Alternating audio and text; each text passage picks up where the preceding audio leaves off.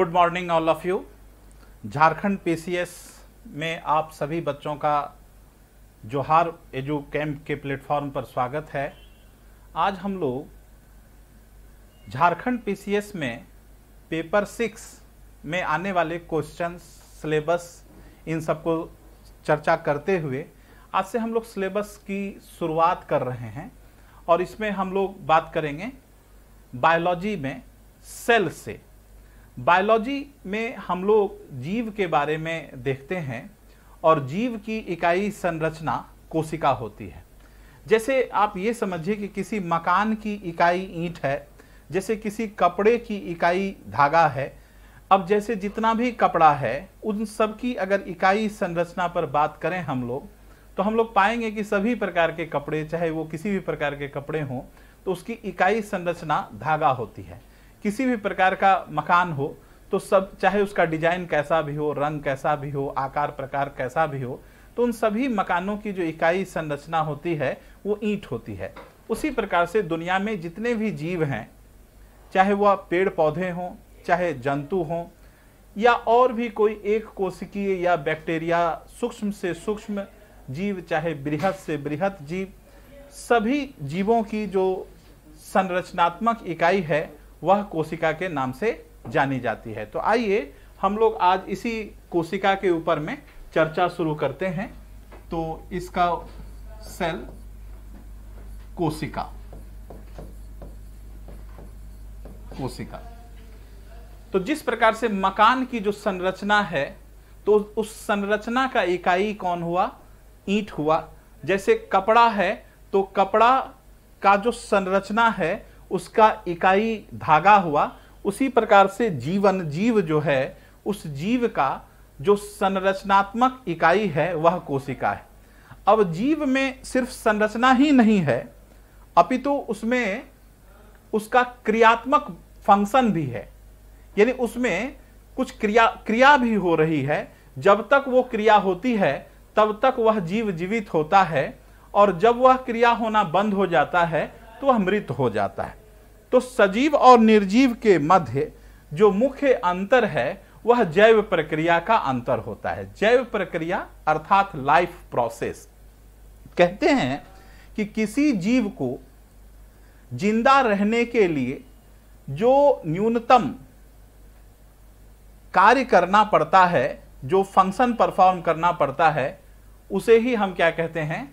तो उसे ही हम जैव प्रक्रिया कहते हैं। The minimum process doing by an organism for their survival is called life process. किसी जीव के द्वारा किया गया वह न्यूनतम प्रक्रिया जो उसे जिंदा रखने में सहायक हो, उसे जैव प्रक्रिया कहते हैं।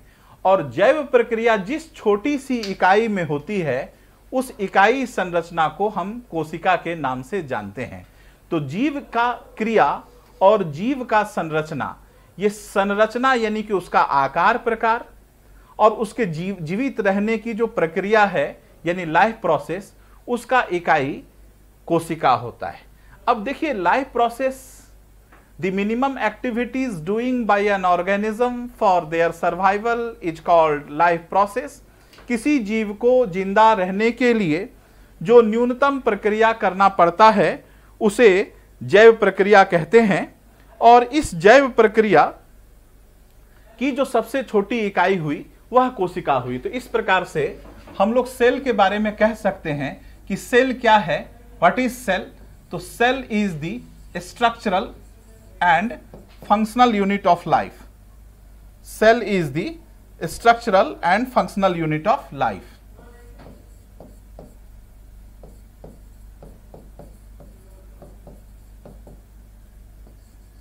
Structural and functional unit of life. कोशिका क्या है? तो जीवन का संरचनात्मक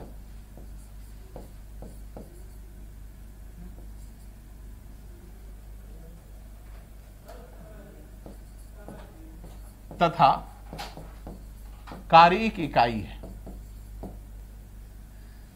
structural and functional unit of life. कोशिका के बारे में वन वर्ड आंसर आपसे पूछे, कोशिका क्या है, तो कोशिका cell, structural and functional unit of life, संरचनात्मक और क्रियात्मक इकाई को हम क्या कहते हैं, जीवन के संरचनात्मक और क्रियात्मक इकाई को कोशिका कहते हैं। सेल के अध्ययन को साइटोलॉजी कहते हैं। Study of cell is called cytology. कोशिका के अध्ययन को साइटोलॉजी कहते हैं। Structure of cell is called cytology. कोशिका के अध्ययन को साइटोलॉजी कहते हैं।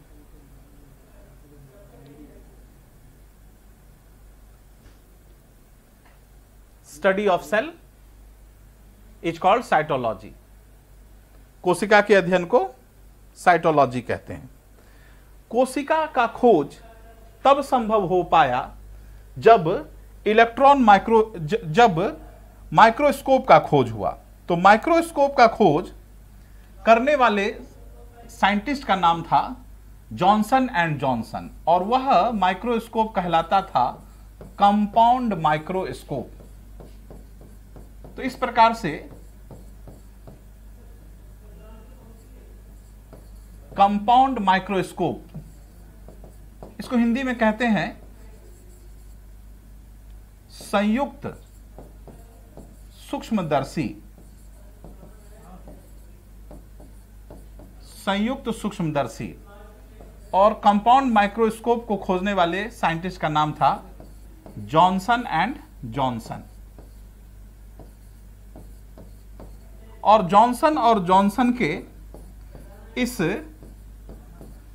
कंपाउंड माइक्रोस्कोप के खोज हो जाने के बाद ही कोशिका का खोज संभव हो सका। जॉनसन एंड जॉनसन ने संयुक्त सूक्ष्मदर्शी का खोज किया। इसके बाद कालांतर में इलेक्ट्रॉन माइक्रोस्कोप का खोज हुआ। इसके बाद इलेक्ट्रॉन माइक्रोस्कोप का खोज हुआ।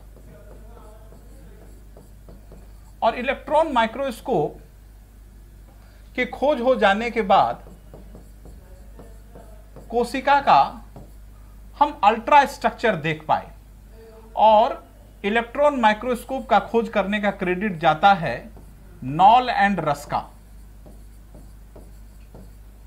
नॉल तथा रस्का, ये सभी इस तरह के प्रश्न आपको जो मेंस में आपके ऑब्जेक्टिव क्वेश्चन पूछे जाते हैं, उस ऑब्जेक्टिव क्वेश्चन का आंसर करने में ऐसे छोटे छोटे इंफॉर्मेशन ही जो है सो क्या करेंगे, आपको उपयोगी होंगे।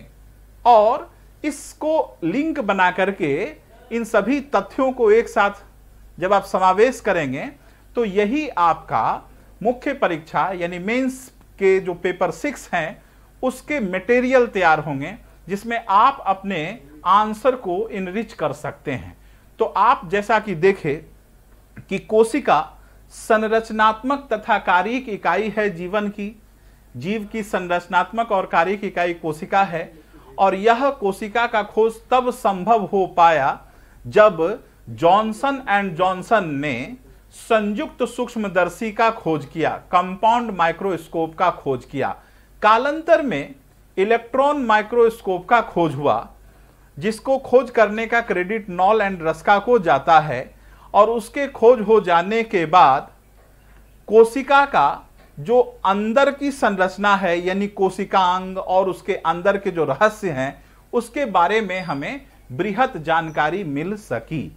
तो कोशिका को खोज करने का जो श्रेय जाता है वह जाता है रॉबर्ट हुक को। तो इस प्रकार से सेल का डिस्कवर, कोशिका का खोज डिस्कवर का क्रेडिट किसे जाता है? Robert Hooke. Robert Hooke. Robert Hooke ने कॉर्क की संरचना को पतले पतले स्लाइड में काटकर जो उन्हें एक संरचना दिखाई दी, उस संरचना का नाम उन्होंने सेल दिया। तो कॉर्क बेसिकली डेड मटेरियल होता है। तो रॉबर्ट हुक ने जिस कोशिका की खोज की वह वस्तुतः निर्जीव हो चुका था। इसके बाद लीवेनहुक नाम के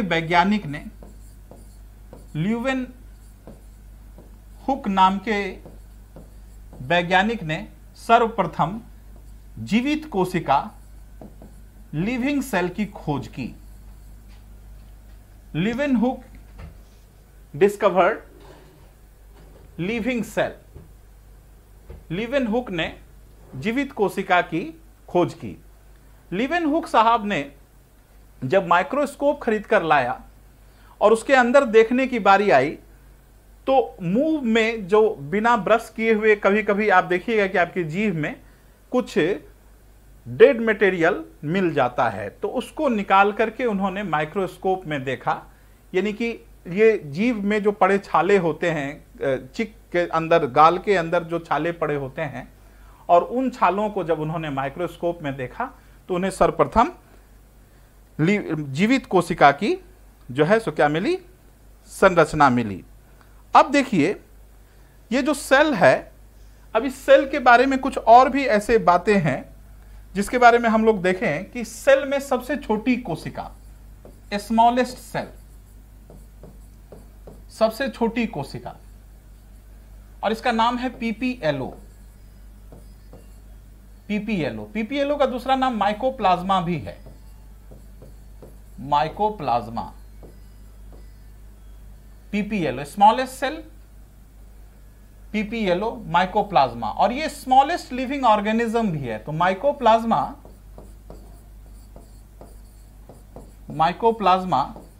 smallest living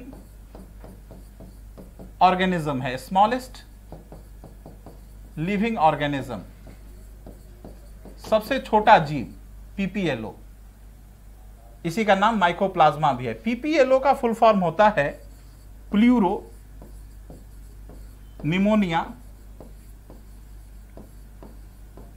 like organism. PPLO smallest cell in living organism, सजीव जगत की सबसे छोटी कोशिका पीपीएलओ, प्लूरोनिमोनिया लाइक ऑर्गेनिज्म या माइकोप्लाज्म या माइकोप्लाज्मा। और इसे जोकर ऑफ एनिमल किंगडम के नाम से भी जाना जाता है। जोकर ऑफ एनिमल किंगडम, जंतु जगत का joker, joker of animal kingdom. इसे जोकर ऑफ एनिमल किंगडम यूं मजाक में इसका नाम दे दिया गया क्योंकि पहले जिस समय में इन सब चीजों का खोज हुआ उस समय में सर्कस होता था, मनोरंजन के नाम पर नाटक नौटंकी हुआ करता था, और उसमें जो सबसे छोटा पात्र होता था वह जोकर का भूमिका निभाया करता था, जोकर का रोल प्ले करता था। तो इस प्रकार से यह सबसे छोटा ऑर्गेनिज्म, सबसे छोटा सजीव के रूप में जब आया तो वैज्ञानिकों ने इसे एक मस्खरीवश, एक हास्यास्पद रूप से इसका नाम क्या रख दिया, जोकर ऑफ एनिमल किंगडम। तो इस प्रकार से smallest living organism mycoplasma, PPLO, pleuropneumonia like organism, ये सबसे छोटी कोशिका भी है और सबसे छोटा जीव भी है, और यह जोकर ऑफ एनिमल किंगडम के नाम से भी जाना जाता है। अब देखिए सबसे स्मॉलेस्ट सेल, अब जितने भी एग हैं, अंडे हैं, वह सभी के सभी जो हैं वह कोशिका है। तो आप एक बात जान लीजिए, egg is a cell, egg is a cell, अंडा एक कोशिका है, egg is a cell.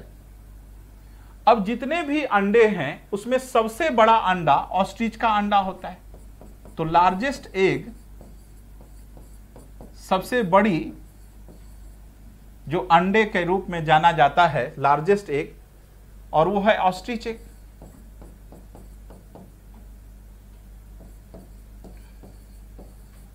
Largest egg ostrich egg, सबसे बड़ा अंडा शुतुरमुर्ग का अंडा। तो इस प्रकार से ostrich egg is largest cell. तो ऑस्ट्रिच का अंडा इस प्रकार से सबसे बड़ी कोशिका के रूप में भी जाना जाता है। तो लार्जेस्ट सेल ऑस्ट्रिच एग। इसके अलावा एक एक्वेटिक एल्गी भी होता है। तो एनिमल किंगडम का लार्जेस्ट सेल, तो एनिमल किंगडम का लार्जेस्ट सेल हो गया आपका ऑस्ट्रिच एग। और प्लांट किंगडम का लार्जेस्ट सेल हो गया एक्वेटिक एल्गी।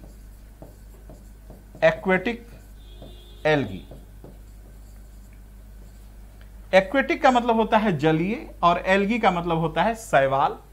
तो जलीय शैवाल, समुद्री शैवाल सबसे बड़ी कोशिका के रूप में जाना जाता है। यानी शैवाल की कोशिका जंतु की सबसे बड़ी कोशिका है, प्लांट की सबसे बड़ी कोशिका है, वनस्पति की सबसे बड़ी कोशिका है।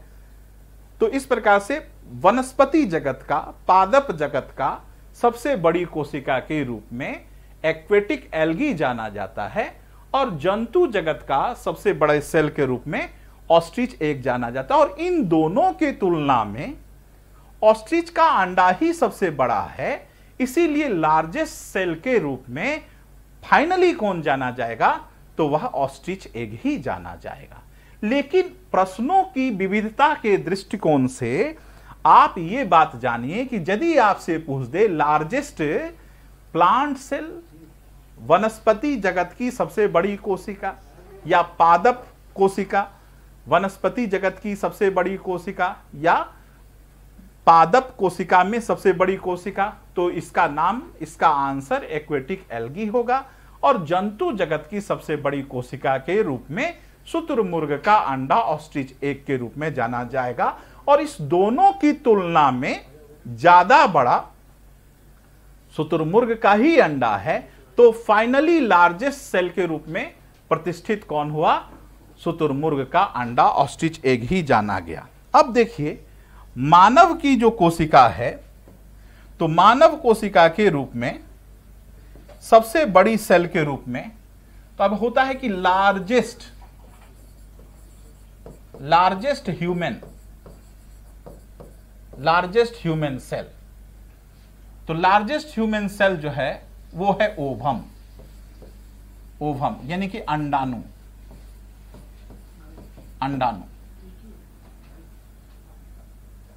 सबसे बड़ी मानव कोशिका वो है अंडाणु। सबसे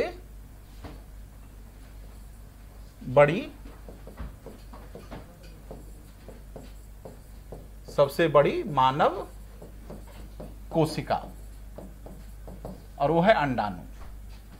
और सबसे छोटी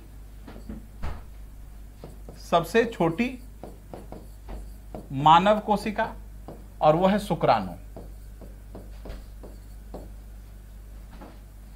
सबसे छोटी मानव कोशिका शुक्राणु।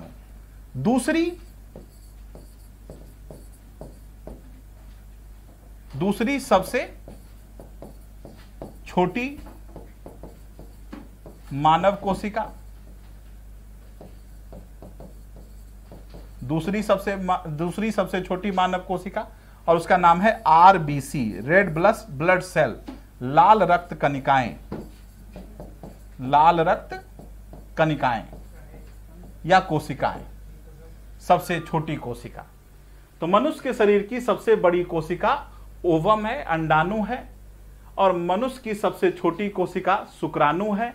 शुक्राणु के अलावा दूसरी सबसे छोटी कोशिका आरबीसी। अब देखिए फाइनली क्या हुआ, यहां पर भी एक टेक्निकल बात है, और वह टेक्निकल बात यह है कि शुक्राणु जो है वह मनुष्य में तो है, पुरुष में तो है, लेकिन मनुष्य के स्त्री में नहीं है। तो ये सब टेक्निकल वो पॉइंट है जहां पर आकर के कि आपके जानकारी होने के बावजूद भी आपका आंसर गलत होने की पूरी संभावना होती है। इसलिए आप काफी सतर्क और ध्यानपूर्वक इन प्रश्नों का आंसर जानें, क्योंकि इन्हीं बारीकियों में आपके आंसर गलत हो जाते हैं और आपको ऐसा लगता है कि आपने तो सही ही आंसर किया, लेकिन जब आंसर आता है तो आपका आंसर गलत हो जाता है। क्यों गलत हो जाता है? तो ये सभी उसमें सूक्ष्म जो है पहलू छुपे हुए होते हैं। आपको समझ में आया कि मनुष्य की शरीर की सबसे बड़ी कोशिका अंडाणु, मनुष्य के शरीर की सबसे छोटी कोशिका शुक्राणु, लेकिन शुक्राणु तो पुरुषों में पाया जाएगा, स्त्रियों में तो पाया नहीं जाएगा।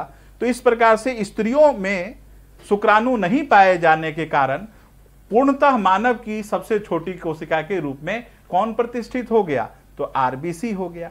अंडाणु और शुक्राणु एक कंपैरेटिव वैल्यू है। इसके अलावा मनुष्य के शरीर की सबसे बड़ी कोशिका, लंबी कोशिका, तो इसका मतलब हो गया longest human cell. Longest human cell, longest human cell, मनुष्य के शरीर की सबसे longest human cell, longest human cell, मनुष्य के शरीर की सबसे लंबी कोशिका, और यह है न्यूरॉन्स। न्यूरॉन्स, तंत्रिका। अब इन सब प्रश्नों में आप कई बार जानते हुए भी कंफ्यूज करते हैं। कई किताब पढ़ने में भी, किताबों में भी ये सब बातें गलत सलत तरह से लिखा रह जाता है और आप कंफ्यूज कर जाते हैं और आपका किया धिया पर क्या हो जाता है? पानी गिर जाता है। और इस वजह से आप इन सब चीजों को बड़े बारीकी से समझिए और इसको समझने के बाद जो है आप आंसर करने में सक्षम हो सकेंगे। तो इस प्रकार से आप देखिए। अब देखिए, ये जो हमारा सेल है, ये सेल को हम लोग दो वर्गों में विभाजित कर सकते हैं। जो हमारी कोशिका है, जब इस कोशिकाओं का जब हम लोग अध्ययन शुरू किए तो ये कोशिका को हम लोग दो तरह की कोशिका, दो वर्गों में विभाजित कर सकते हैं। एक को कहते हैं प्रोकैरियोटिक, प्रोकैरियोटिक सेल, और दूसरे का नाम होता है यूकैरियोटिक सेल। प्रोकैरियोटिक सेल और यूकैरियोटिक सेल। अब देखिए, यहां पर प्रोकैरियोटिक सेल यानी कोशिका जितने भी हैं उन सभी कोशिकाओं को हम लोग दो वर्गों में विभाजित कर सकते हैं, प्रोकैरियोटिक और यूकैरियोटिक। देखिए, प्रो शब्द का अर्थ होता है प्रिमिटिव, प्रिमिटिव। प्रिमिटिव शब्द का अर्थ होता है अविकसित। कैरियोटिक शब्द का अर्थ होता है न्यूक्लियस, यानी कि केंद्रक, न्यूक्लियस। और सेल का मतलब होता है कोशिका, यानी कि ऐसी कोशिका, ऐसी कोशिका जिसका केंद्रक, जिसका न्यूक्लियस अभी क्या है? अविकसित है, ठीक तरीके से विकसित नहीं हुआ। तो इसे हम क्या नाम देते हैं? Prokaryotic cell. इसका एग्जाम्पल है, इसका एग्जाम्पल है जैसे बैक्टीरिया,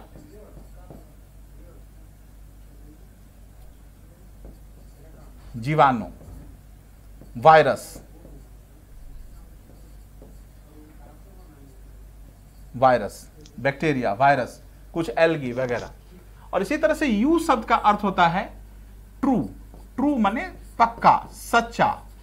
कैरियोटिक माने न्यूक्लियस, सेल माने कोशिका, यानी ऐसी कोशिका जिसका केंद्रक पूर्ण विकसित हो, जिसका न्यूक्लियस पूर्ण रूप से विकसित हो, डेवलप्ड न्यूक्लियस हो, तो उसे हम यूकैरियोटिक सेल कहते हैं।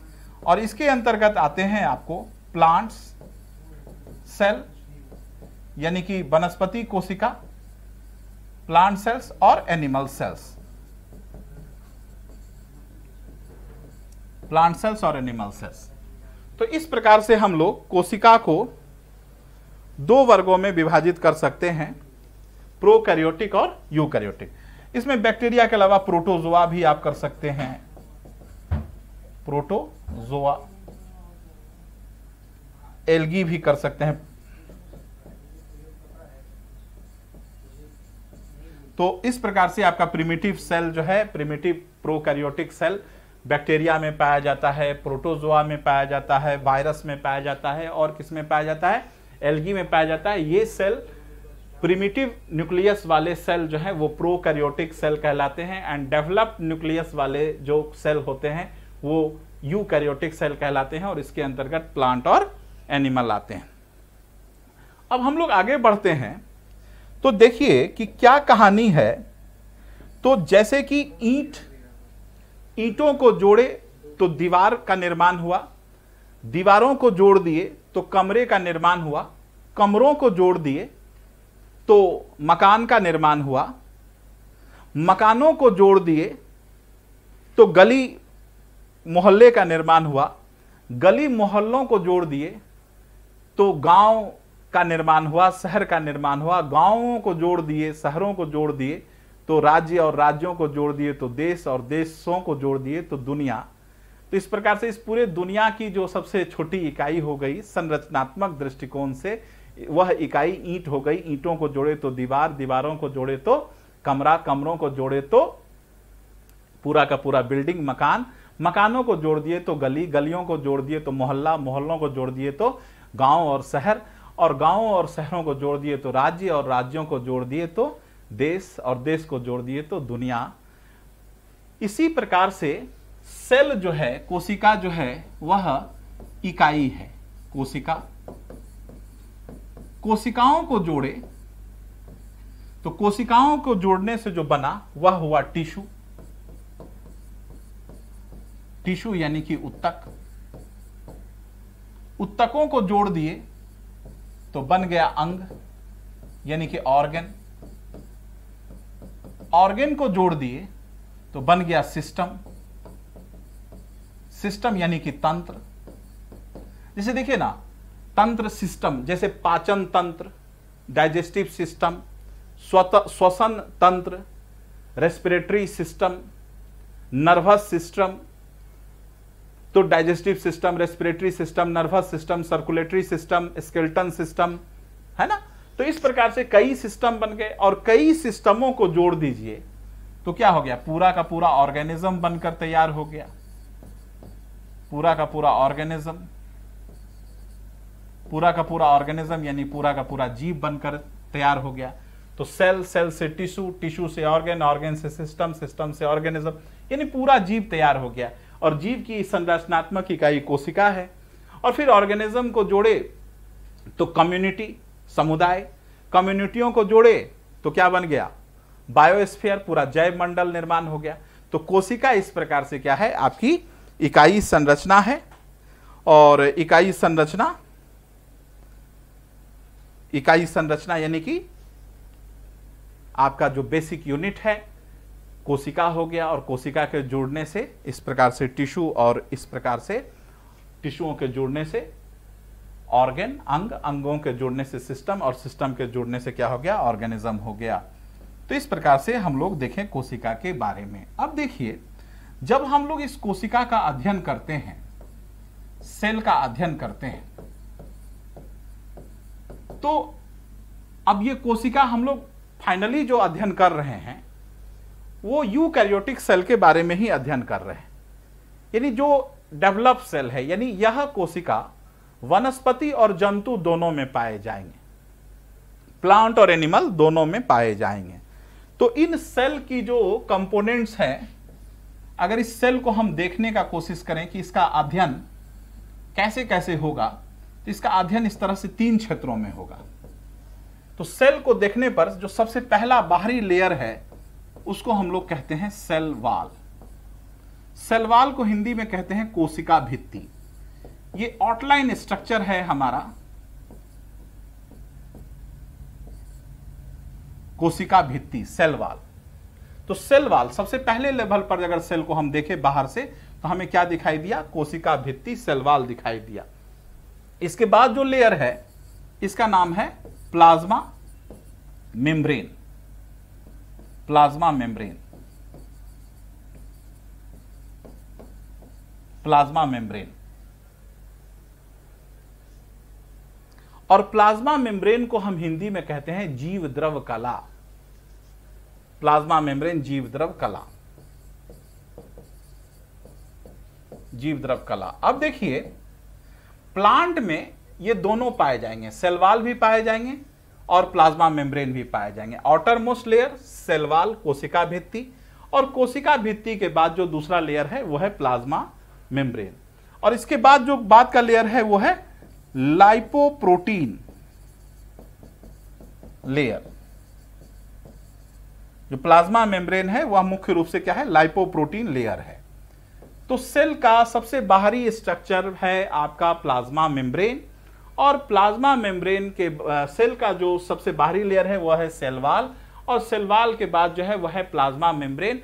लेकिन जंतु कोशिकाओं में सेल वॉल नहीं पाए जाते हैं, तो वहां पर प्लाज्मा मेम्ब्रेन से ही क्या होता है, शुरुआत होता है। और इसके बाद जो है सो दूसरे नंबर में है आपका प्रोटोप्लाज्म। प्रोटोप्लाज्म, प्रोटोप्लाज्म, प्रोटोप्लाज्म को हम जीव द्रव कहते हैं, जीव द्रव कहते हैं। और तीसरे नंबर पर आता है वैक्यूल। वैक्यूल का हिंदी में नाम होता है रिक्तिका। प्रोटोप्लाज्म, जीव द्रव। अब देखिए जीव द्रव के बारे में, तो सेल में अगर आप देखेंगे तो सेल में यही तीन चीज पाई जाती है, सेल वॉल, प्रोटोप्लाज्म और वैक्यूल। प्रोटोप्लाज्म को कहा जाता है physical basis of life, physical basis of life, यानी इसको जीवन का भौतिक आधार कहा जाता है, जीवन का भौतिक आधार। अब देखिए ये जीवन का जो भौतिक आधार है, इसके पीछे मतलब ये है कि जीवन का जो स्थूल रूप दिखाई देता है, यानी हम, आप या अन्य जीव जंतु, जैसे कि मान लीजिए बकरी है, गाय है, तो सबका जो रूप दिखाई दे रहा है, जैसे बैक्टीरिया है, वो आपको दिखाई नहीं दे रहा है क्योंकि वो बहुत ही सूक्ष्म है, तो आंखों से नहीं दिखाई दे रहा है। लेकिन जब माइक्रोस्कोप में देखिएगा तो वहां पर आपको बैक्टीरिया भी दिखाई देगा।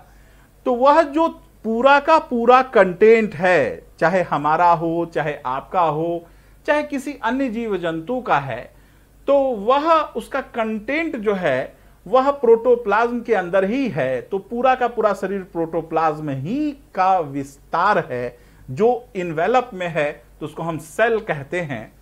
और प्रोटोप्लाज्म को ये जो फिजिकल जो हमारा शरीर दिखाई दे रहा है, भौतिक रूप से जो हमारा शरीर दिखाई दे रहा है, उसका आधार प्रोटोप्लाज्म है।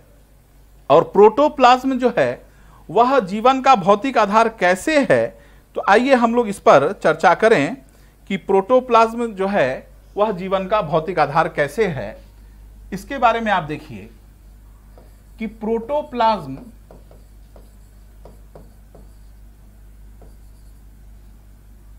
जीव द्रव, इसी के अंदर पूरा का पूरा कोशिका का माल मटेरियल है।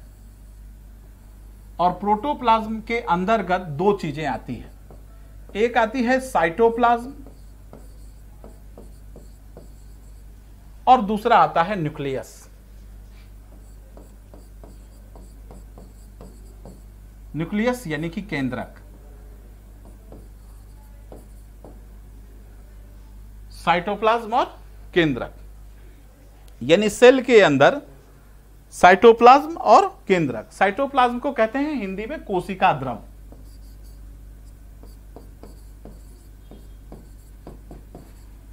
कोशिका द्रव, साइटोप्लाज्म और केंद्रक, साइटोप्लाज्म और केंद्रक, कोशिका द्रव और केंद्रक। अब देखिए ये जो हमारा साइटोप्लाज्म है, इस साइटोप्लाज्म के अंदर ही हमारे कोशिका के सभी चीजें हैं। ये साइटोप्लाज्म को हम लोग दो वर्गों में विभाजित कर सकते हैं। एक को हम लोग कह सकते हैं metabolic, metabolic active, metabolic active cell organelles, metabolic active cell organelles, organelles. यानी आप मेटाबॉलिक को यह कह सकते हैं कि उपापचय के सक्रिय कोशिकांग, उपापचय के सक्रिय कोशिकांग, उपापचय के सक्रिय कोशिकांग। और ये जो उपापचय के सक्रिय कोशिकांग हैं, इसी में आता है आपका माइटोकॉन्ड्रिया, राइबोसोम, इन सब के बारे में हम लोग विशेष रूप से देखेंगे। Lysosome, plastids, Golgi body. तो ये सब जो मेटाबॉलिक एक्टिव सेल ऑर्गेनेल्स है, यानी कि उपापचय के सक्रिय कोशिकांग, यही कोशिका के अंदर फंक्शन करने का काम करता है। यानी यही कोशिका के कार्यों को क्या करता है, तो एक्टिव करने का काम करता है। और दूसरा होता है मेटाबॉलिक इनएक्टिव सेल इंक्लूजन्स, यानी कि आप कह सकते हैं कि उपापचय के निष्क्रिय पदार्थ। और दूसरी ओर होता है उपापचय के, यानी आप कह सकते हैं metabolic inactive cell inclusions. Hindi में आप इसको लिख सकते हैं उपापचय के निष्क्रिय पदार्थ। अब ये जो निष्क्रिय पदार्थ हैं, यह 3 प्रकार के होते हैं।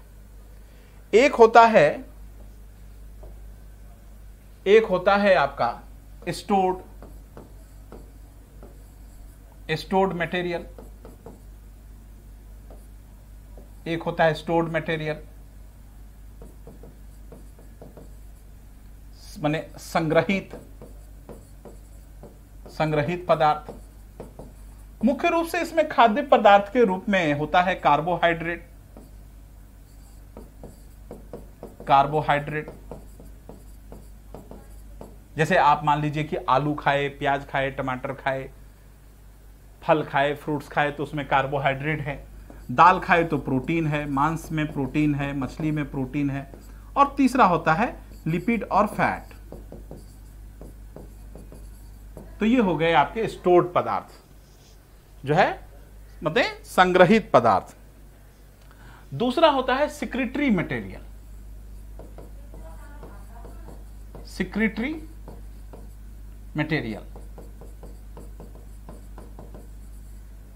यानी आप कह सकते हैं स्रावित पदार्थ, सिक्रीटरी मटेरियल। और सिक्रीटरी मटेरियल के रूप में आप जैसे देखिए कलरिंग मटेरियल, नेक्टर्स इसके अंदर हो गए, जैसे कलरिंग मटेरियल रंग देने वाला पदार्थ, नेक्टर्स, पराग। और तीसरा होता है मेटाबॉलिक इनएक्टिव में एक्सक्रीटरी प्रोडक्ट, जिसका कि प्लांट को कोई जरूरत नहीं है। एक्सक्रीटरी मटेरियल उत्सर्जी पदार्थ। और इसमें कई प्रकार के चीजें होते हैं, जैसे एल्केलॉइड्स। अब इन सबों का हम लोग विशेष रूप से देखेंगे। Alkaloids, resin,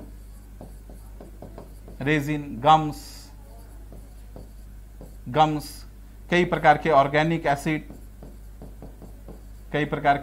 acid. तो एल्केलॉइड्स है, रेजिन्स है, गम्स हैं। तो ये सभी के सभी जो हैं आपके क्या हो गए, जो साइटोप्लाज्म है उसमें पाए जाते हैं। और दूसरी ओर जो है वह है आपका न्यूक्लियस, यानी कि केंद्रक। अब अगर आप देखिए गौर से, ये केंद्रक कैसे आया, तो देखिए सबसे पहले ये सेल के अंदर ये हो गया, एक तरफ सेल वाल, दूसरी तरफ प्रोटोप्लाज्म, तीसरी तरफ वैक्यूल। तो प्रोटोप्लाज्म यानी फिजिकल बेसिस ऑफ लाइफ, जीवन का भौतिक आधार। अब इस जीवन का भौतिक आधार जो है प्रोटोप्लाज्म, इसमें 2 चीजें हैं, एक है साइटोप्लाज्म और दूसरा है न्यूक्लियस। तो साइटोप्लाज्म में 2 चीजें हो गई, मेटाबॉलिक एक्टिव सेल ऑर्गेनिज्म और दूसरा है मेटाबॉलिक इनएक्टिव सेल ऑर्गेनिज्म, उपापचय के निष्क्रिय पदार्थ। तो साइटोप्लाज्म के ये सभी चीजें हो गई। अब देखिए दूसरी ओर कौन है, न्यूक्लियस है, केंद्रक। तो अब केंद्रक के अंदर क्या क्या पाया जाता है, तो निष्क्रिय पदार्थ जो है मेटाबॉलिक इनएक्टिव मटेरियल इधर वाला, ये देखिए ये हो गया स्टोर्ड मटेरियल, सेक्रेटरी, एक्सक्रीटरी। और अब हम लोग चलते हैं न्यूक्लियस केंद्रक में। तो केंद्रक यानी कि जो सेल का सारा फंक्शन कंट्रोल करता है। और आइए हम लोग इसमें देखें कि न्यूक्लियस के अंदर जो है ये क्या क्या चीज है। तो इसके पहले न्यूक्लियस का सबसे बाहरी जो परत है वो कहलाता है न्यूक्लियर मेम्ब्रेन। न्यूक्लियर मेम्ब्रेन, इसको हिंदी में कहते हैं केंद्रक कला। जो बाहरी लेयर है, जो न्यूक्लियस का आउटर मोस्ट लेयर है, न्यूक्लियर मेम्ब्रेन।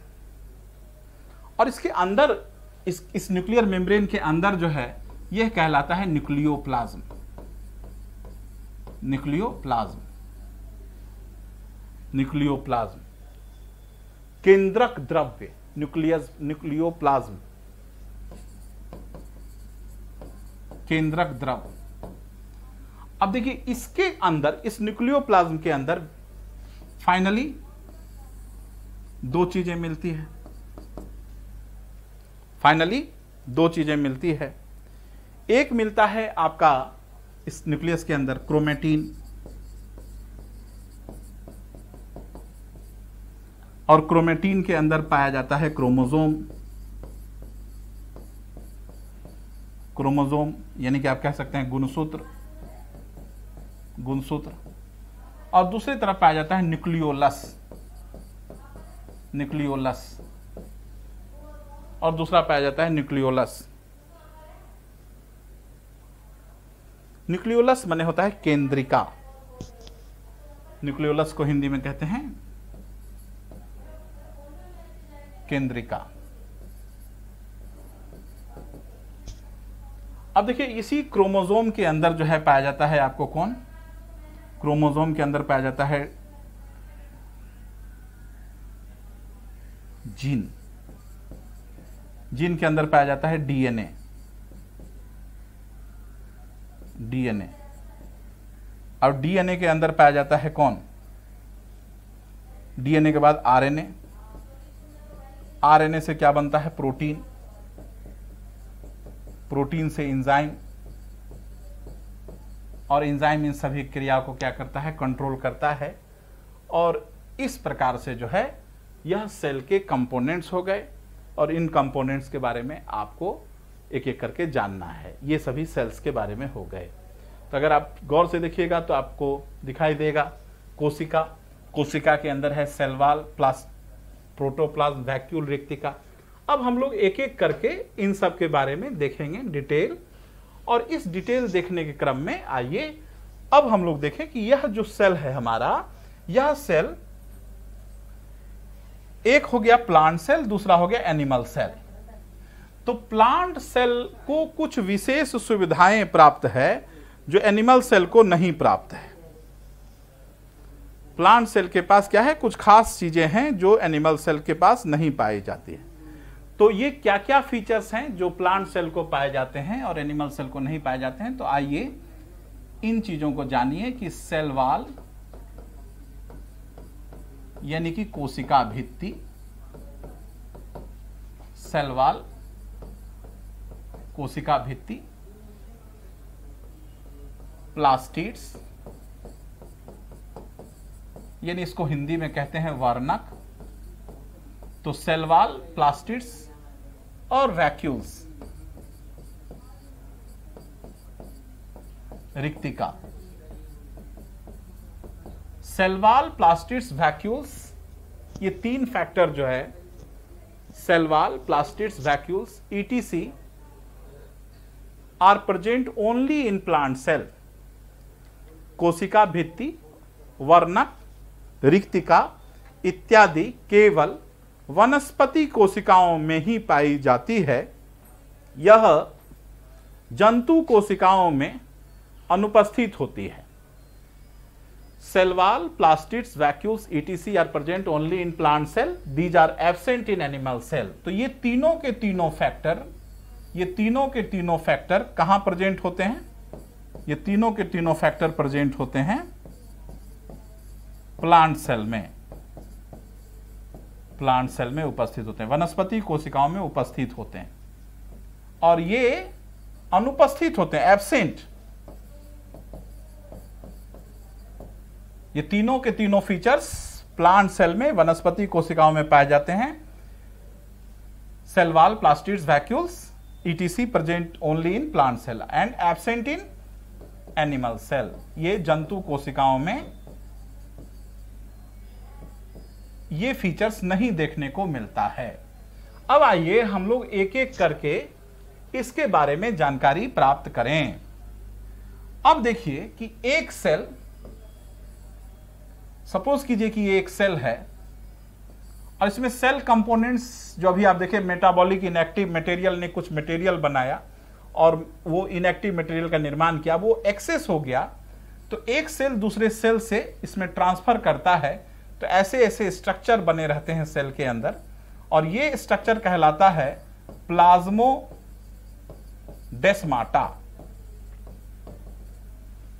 यह संरचना क्या कहलाता है? प्लाज्मोडेस्माटा। प्लाज्मोडेस्माटा। तो प्लाज्मोडेस्माटा के जरिए जो है वह सेलुलर मटेरियल एक्सचेंज होता है, सेल का मटेरियल। ये प्लाज्मोडेस्माटा इस तरीके की संरचना होती है। तो इस तरह की संरचना से सेल अपने अंदर के मटेरियल को क्या करता है? दूसरे सेल में भेजता है। यानी सेल के जो इनएक्टिव मटेरियल हैं तो उस मटेरियल का प्लाज्मोडेस्माटा के द्वारा क्या होता है? एक्सचेंज होता है, एक सेल से दूसरे सेल में स्थानांतरित होता है। एक्सचेंज माने स्थानांतरित होता है। कोश मेटाबॉलिक माने सेल कंटेंट्स कह सकते हैं आप इसको। सेल कंटेंट्स माने कोशिका में बनने वाली चीजें जो है सेल कंटेंट्स, वो इसी प्लाज्मोडेस्माटा के जरिए क्या होता है? स्थानांतरित होता है। अब जैसे देखिए एक सेल है, फिर दूसरा सेल है, फिर तीसरा सेल है, फिर चौथा सेल है। जैसे ईंट जुड़े होते हैं एक दूसरे से, देखिए इस तरह से। तो इसी तरीके से ये बीच में, सेल के बीच में एक मटेरियल होता है ना, इस तरीके से एक मटेरियल होता है जिसको कहते हैं मिडिल लेमिना। तो सेल के अंदर जो ये मटेरियल है, ये मटेरियल कहलाता है मिडिल लेमिना।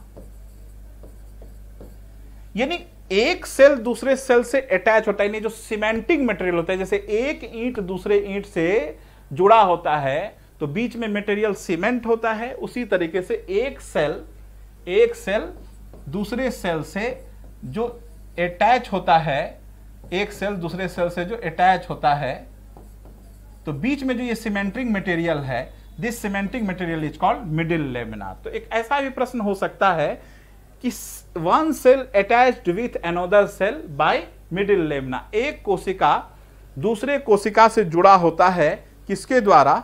तो मिडिल लेमिना के द्वारा जुड़ा होता है। अब एक मन में एक प्रश्न आता है, जैसे आप देखिएगा कि कई प्रकार के फल वगैरह हैं, तो यह जो फल है यह जब कच्चा रहता है तो सख्त रहता है और पक जाने के बाद यह गुलगुला हो जाता है, स्पॉन्जी हो जाता है, स्क्यूजी हो जाता है। तो after ripening of fruits they becomes to squeezy and spongy. फलों के पकने के बाद वह गुलगुला हो जाता है, वह गुलगुला हो जाता है, स्पॉन्जी हो जाता है due to dissolving of middle lamina. यानी फल पकने के बाद गुलगुला हो जाता है मिडिल लेमिना के डिसॉल्व हो जाने के कारण, इसके घुल जाने के कारण, डिसॉल्व हो जाने के कारण। तो after ripening of fruits they becomes to spongy due to dissolving of middle lamina, कोशिका के मिडिल लेमिना के घुल जाने के कारण। तो अब देखिए हम लोग ये देखें कि सेल का सबसे बाहरी लेयर है और उसका नाम क्या है? सेल वाल, कोशिका भित्ति, सेल वाल, कोशिका भित्ति। अब देखिए सेल वाल जो है यह मुख्य रूप से बना होता है, cell wall is made up of cellulose. कोशिका भित्ति सेल्यूलोज की बनी होती है। सेल्यूलोज के अलावा पेक्टिन और लिग्निन, तो सेल वॉल के बारे में अगर क्वेश्चन पूछे कि cell wall is made up of, तो 99% क्वेश्चन का आंसर क्या होगा? सेल्यूलोज होगा। कि सेल वॉल किससे बना हुआ है? तो सेल्यूलोज से बना हुआ है। Cell wall is made up of cellulose. कोशिका भित्ति किससे बनी होती है? तो सेल्यूलोज से बनी होती है। Cell wall is made up of cellulose except, अपवाद है, एक्सेप्ट बैक्टीरिया यानी कि जीवाणु, बैक्टीरिया एंड फंगस। फंगस को हिंदी में कहते हैं कवक। जीवाणु और फंगस, कवक। तो cell wall is made up of cellulose. कोशिका भित्ति किससे बनी होती है? सेल्यूलोज की बनी होती है। केवल छोड़कर किसको? बैक्टीरिया और फंगस, बैक्टीरिया और कवक को छोड़कर। तो बैक्टीरिया का सेल वॉल किससे बना होता है? तो cell wall of bacteria is made up of polypeptido, cell wall of bacteria is made up of polypeptidoglycan. Polypeptidoglycan. Bacteria की कोशिका भित्ति किससे बनी होती है? पॉलीपेप्टिडोग्लाइकेन से। बैक्टीरिया की कोशिका भित्ति किससे बनी होती है? पॉलीपेप्टिडोग्लाइकेन की। और फंगस की कोशिका भित्ति किससे बनी होती है? तो ये बनी होती है चिटीन से, काइटिन से। Cell wall of fungus is made up of chitin. और कई ऐसे इंसेक्ट्स वगैरह होते हैं, जैसे कि आप देखिए कॉकरोच, तितली, मच्छर, मक्खी, इन सब के जो पंख वगैरह बने होते हैं, तो उनके जो आउटर मोस्ट लेयर बने होते हैं, कुछ इंसेक्ट्स के जो आउटर मोस्ट, इंसेक्ट्स का जो बाहरी आवरण, पंख वगैरह इत्यादि जो बने होते हैं, वह भी किससे बने होते हैं? वह भी काइटिन से ही बने होते हैं। काइटिन, इसको कई लोग चिटीन पढ़ते हैं, चिटीन भी होता है, हिंदी में इसको काइटिन कहते हैं, यानी काइटिन से बना होता है। अब कई लोग चिटीन पढ़ देते हैं, पर इट इज काइटिन, है ना। तो cell wall is made up of cellulose. कोशिका भित्ति किससे बनी होती है? सेल्यूलोज से। सेल्यूलोज के अलावा पेक्टिन और लिग्निन। 99% क्वेश्चन का answer cell wall is made up of किससे? तो सेल्यूलोज से। एक्सेप्शन है इसका बैक्टीरिया और फंगस। बैक्टीरिया और फंगस का सेल वॉल जो है वह किससे बना होता है?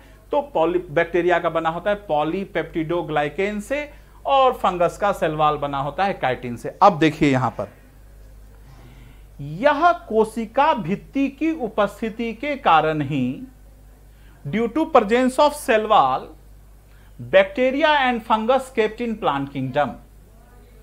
कोशिका भित्ति की उपस्थिति के कारण ही बैक्टीरिया अर्थात जीवाणु तथा कवक फंगस को रखा जाता है वनस्पति के श्रेणी में। तो कोशिका भित्ति की उपस्थिति के कारण ही बैक्टीरिया और कवक को, जीवाणु और कवक को हम किस श्रेणी में रखते हैं? तो वनस्पति की श्रेणी में रखते हैं। Due to presence of cell wall, bacteria and fungus kept in plant kingdom. इसी के चलते इसको हम किस में रखते हैं? प्लांट किंगडम में रखते हैं।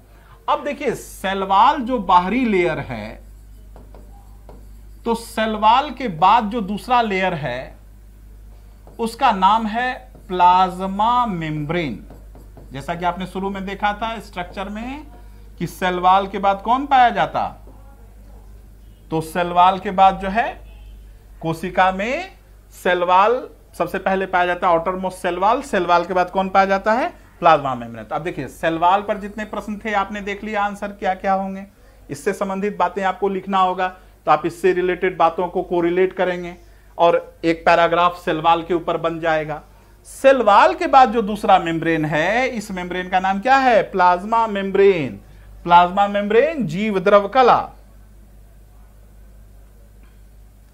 तो प्लाज्मा मेम्ब्रेन यानी जीव द्रव कला। तो एनिमल का ये आउटरमोस्ट लेयर है, जंतुओं का यह क्या है? बाहरी परत है। एनिमल का यह क्या है? आउटर मोस्ट लेयर है, बाहरी परत है। लेकिन वनस्पतियों का यह कौन सा लेयर है? दूसरी परत। पहला लेयर सेल वॉल है। अब जंतुओं में चूंकि सेल वॉल नहीं पाया जाता है, तो यहां पर शुरुआत किससे होता है? यहां शुरुआत प्लाज्मा मेम्ब्रेन से ही होता है। और plasma membrane is made up of lipid plus protein. Plasma membrane किससे बना होता है? लिपिड और प्रोटीन से बना होता है। तो plasma membrane is made up of lipid plus protein. Plasma membrane बना होता है लिपिड और प्रोटीन से। अब देखिए, इस तरह का दो लेयर जो है वह लिपिड का है और प्रोटीन जो है इसमें इस तरीके से तैरता हुआ जिगजैग स्ट्रक्चर में पाया जाता है, इस तरह से। तो ये छोटा छोटा लेयर प्रोटीन हो गया और जो ये मुख्य दो लेयर है वह लिपिड है। अब आगे अगर आपसे एक आंसर कोई पूछे कि प्लाज्मा मेम्ब्रेन किससे बना है, एक आंसर, तो एक आंसर होगा लिपिड, क्योंकि इसका मात्रा ज्यादा है। और अगर लिपिड के साथ दूसरा ऑप्शन हो तो लिपिड प्लस प्रोटीन। और इस संरचना को कहते हैं फ्लूइड मोज़ेक मॉडल ऑफ क्या? Plasma membrane.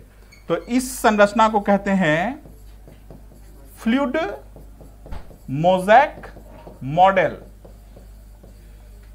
Fluid mosaic model of cell wall, fluid mosaic model of cell wall.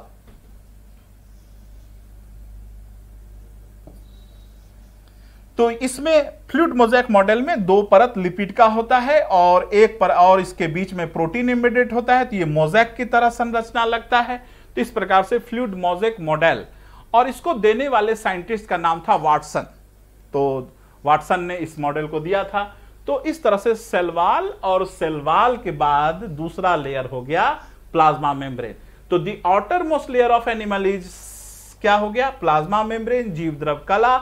And plasma membrane is made up of lipid plus protein, and this was arranged in two layers of lipid in between embedded protein, and finally this module is known as fluid mosaic model, और इस संरचना को हम लोग नाम देते हैं fluid mosaic model.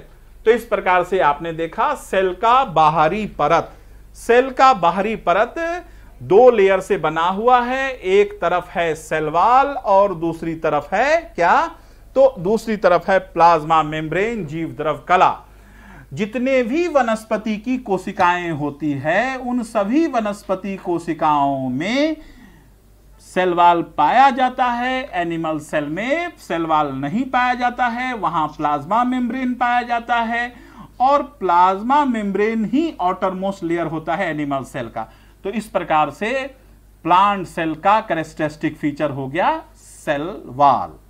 और बैक्टीरिया और फंगस में, बैक्टीरिया और कवक में सेल वॉल की उपस्थिति के कारण ही, कोशिका भित्ति की उपस्थिति के कारण ही वह किस कैटेगरी में रखा जाता है? वह वनस्पति की कैटेगरी में रखा जाता है।